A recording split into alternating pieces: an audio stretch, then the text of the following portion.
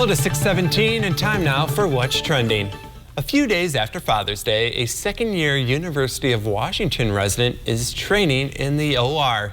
And recently, Sophia Roberts assisted in surgery, and the one she was assisting was her dad, Dr. Harold Roberts. Sophia is training to become a cardiothoracic surgeon, and Sophia says that she wanted to be a surgeon like her father through family dinners. And it also helped that she was also good at the game Operation.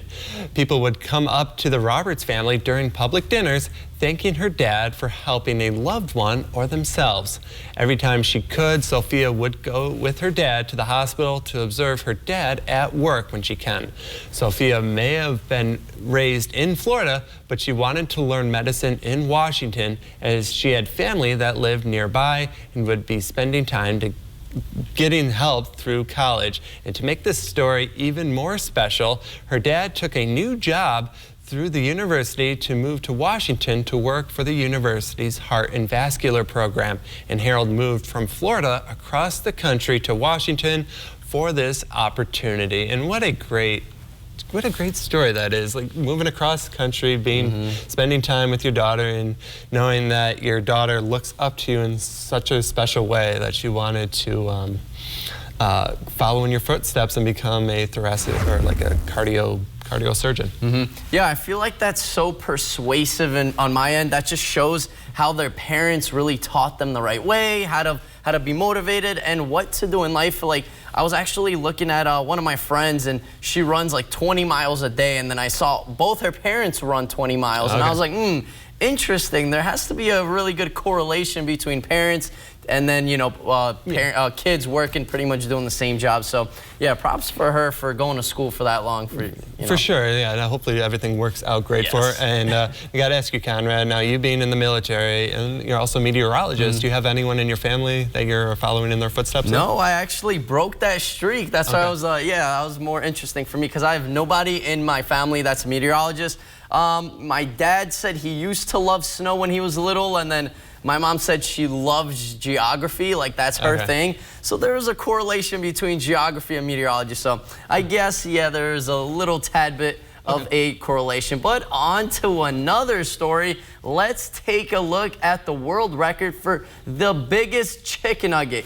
A TikTok's cooking duo's crazy concoction took 40 eggs, 40 slices of bread, and 40 pounds of chicken. But after completing a 12-hour bake and lugging the nug to a scale, Guinness Records officially crowned the 20-plus pound chunk of chicken the world's largest nugget. So that is honestly incredible. 20 pounds. Wow. I would personally not eat that chicken nugget. I would have to share with all of you guys out here in the studio because that is a big meal right there. It is for sure. Definitely going to take quite a few times to go through it because pretty much it's hard to eat more than a pound of food, really. Yeah, that's interesting, but I like that. So who's got the best chicken nuggets with a fast food restaurant? Ooh, that's a hard one. So I used to work in Burger King when I was like a little kid. I was like 16, 17. So yeah, I'm kind of leaning more towards Burger King, you know. All right, I like Wendy's is pretty good too. That is a good Burger one. King is pretty good though, and so is McDonald's as well.